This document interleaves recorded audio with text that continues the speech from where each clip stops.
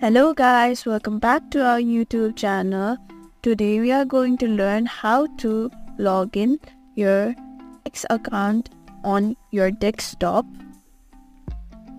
To begin with, open your preferred browser, search X. Then you can see on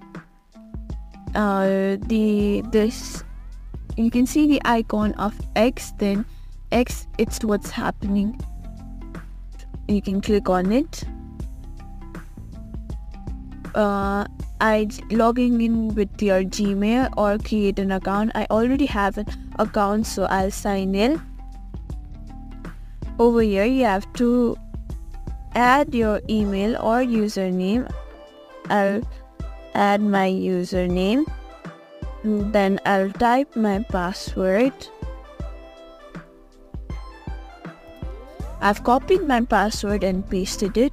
Now tap on login. There you go, you have been logged into your X account or Twitter account on your desktop. Now you can. Thank you for watching this video. You can like, share and subscribe to our channel for more such content.